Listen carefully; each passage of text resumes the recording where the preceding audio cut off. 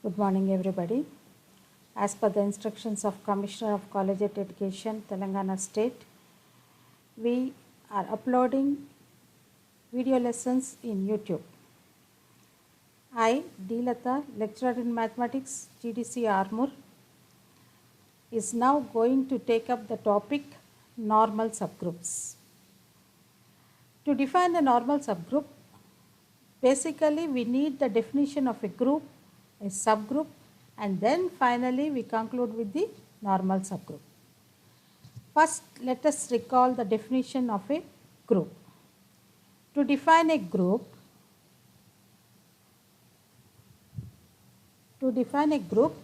we need a non-empty set. Suppose G is a non-empty set and circle is a binary operation defined on G, satisfying three axioms. Number 1, associativity. Number 2, identity. And number 3 is inverse. If the non-empty set G with respect to this binary operation circle satisfies all these three axioms, then G is called a group. We will look into the three axioms in detail. Associativity. Associativity means if you consider any three elements A, B, C in G, then you can associate them in any order. That means you can group them in any order. That is, if you perform the operation between A and B and then later with C, or if you perform the operation between B and C and later with A, the net result must be the same. That is, A circle B, circle C must be equal to A circle B circle C.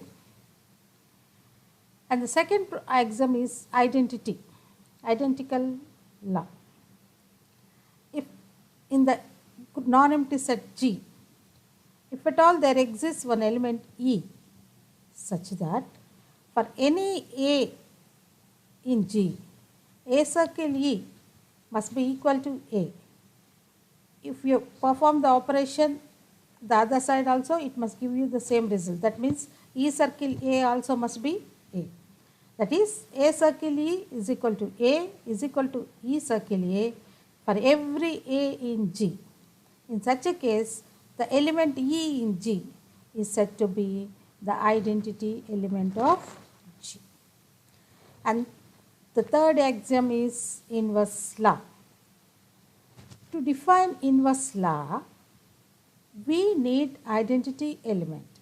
Without identity element, inverse does not exist. So, for this non-empty set G and for any element A in G with the identity E, if at all there exists another element B in the same set G such that A circle B is equal to B circle A is equal to E. That means if you perform the operation with A either in the left side or in the right side, then you must get the identity element. So, A circle B is equal to B circle A must be equal to E. Then B is said to be the inverse of A. So, the non-empty set G and the operation circle are now, first of all, is binary, associative, identity and inverse, and hence is said to be a group. Next, we are going to look into the definition of this subgroup. To define a subgroup, fundamentally we need one group. So, let G comma dot be a group. In this group, we will consider one non-empty subset H. So, H is a subset of G and moreover is non-empty.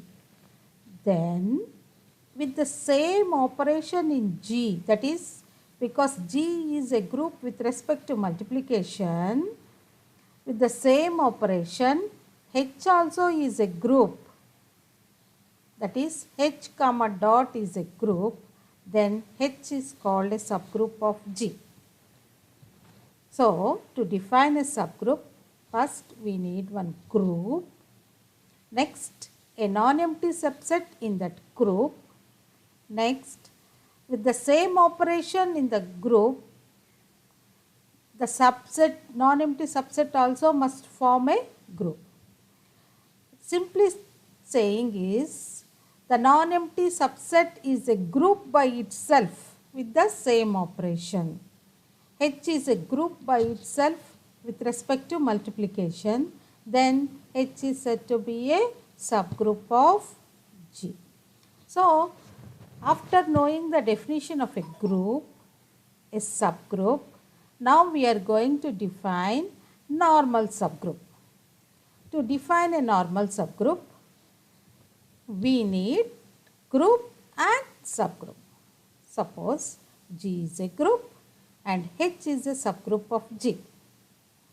Because H is a subgroup of G, so the same operation exists for G and H, the same binary operation. And moreover, the identity element also is the same for G and H. As H is a group by itself, H will definitely have an identity element. And basically G is a group, means G has one identity element. Because H is in G, the same identity element exists for both. So, keeping in this point in mind, we are now defining a normal subgroup. A subgroup H of a group G is said to be a normal subgroup of G if for all X in G and for all H in H, X, H, X inverse must belong to H. Here, we are considering the element X in G and taking the element H in subgroup H. Now, the product X, H, X inverse must be in the subgroup H. If this condition is being satisfied by the subgroup H, then that subgroup is said to be a normal subgroup of G. So, basically in the group G, first you are having one subgroup, and if this normality condition X, H, X inverse is being satisfied by H, then H will be called a normal subgroup of G, just normal subgroup of G. And now, using this definition of a normal subgroup, we are going to prove two theorems. Theorem number 1, every subgroup of an abelian group is normal. This is a very, very important theorem in normal subgroups. Every subgroup of an abelian group. Here you are going to consider an abelian group. Abelian group is a group which satisfies commutative property. So, a group satisfying commutative property is called an abelian group. Now, you are considering one subgroup in this abelian group, and we are going to prove that this subgroup is normal. So, let us name the abelian group as G and the subgroup as H. In the proof, the first line is, let H be a subgroup of an abelian group G. Now, we are going to prove that H is normal. So, in order to prove that H is normal, we need to prove the condition of normality, that is X, H, X inverse. For that, we have to consider X element in G and H element in H.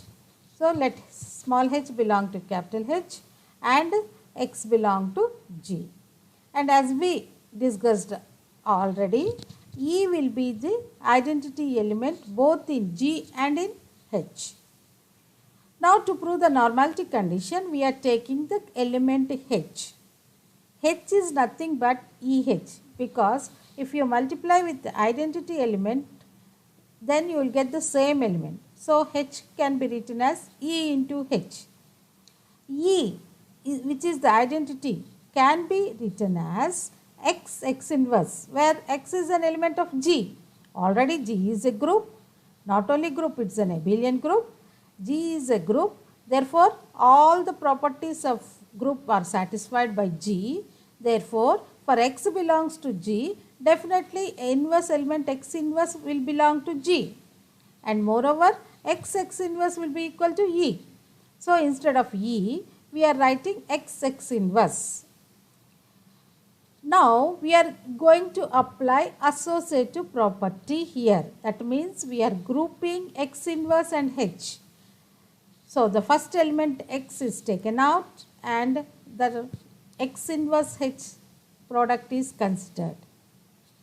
And that can be written as X inverse. Because G is an abelian group, it will satisfy commutative property. Therefore, X inverse H is nothing but X inverse. Hence, for H belongs to H, you have considered that H is an element of H. For this H belongs to H, you got the value of H as X inverse. We can say that X inverse belongs to H. Instead of H, we have taken X inverse. Therefore, H belongs to H, that is X inverse belongs to H, proving the condition of normality. Hence, the subgroup H of an abelian group G is a normal subgroup of G. This is a very important theorem. Statement wise, it's very important. In many of the competitive examinations, you will come across this statement. Every subgroup of an abelian group is normal. Now, let us look into the next theorem. This theorem is also a very important theorem. The intersection of any two normal subgroups of a group is a normal subgroup. That means you are going to consider two normal subgroups and we are going to say that the intersection of those two normal subgroups is again a normal subgroup. So, let us look into the proof now. We are naming the group as a G. So, G is a group and now we are considering two subgroups H and K. Not only subgroups, they are normal subgroups. H and K are two normal subgroups of the group G. H, K are two normal subgroups means first of all there are subgroups. Then only normality condition will be satisfied by H and K. Therefore, we are considering that H and K first of all as subgroups. As we very well know that the intersection of two subgroups is again a subgroup, we can say that H intersection K is also a subgroup of G. Now, we are going to prove that this H intersection K, which is a subgroup of G, as a normal subgroup of G. So, for that we have to prove the normality condition for H intersection K. So, we are considering one element N in H intersection K and an element X in G. N belongs to H intersection K means N belongs to H and N belongs to K. Now, N belongs to H and X belongs to G. H is already a normal subgroup. Therefore, X and X inverse will be in H. Similarly, N is an element of K, X is an element of G and K is already a normal subgroup of G. Therefore, X and X inverse belongs to K. These two conditions are obtained from the definition of normal subgroup. Now, X and X inverse is an element of H and also an element of K, which shows that X and X inverse is an element of H intersection K. Thus, for N belongs to H intersection K and X belongs to G, we got X and X inverse belongs to H intersection K for X belongs to G. Imply H is a normal subgroup of G. Hence, we have concluded the proof of intersection of any two normal subgroups of a group is again a normal subgroup. We can extend this theorem to any number of normal subgroups. That is, Instead of considering only 2 normal subgroups, we can take n normal subgroups. So, let H1, H2, etc. Hn be n normal subgroups of a group. Then the intersection of all those n normal subgroups also will become a normal subgroup of G. And with this, we conclude today's session. Thank you all.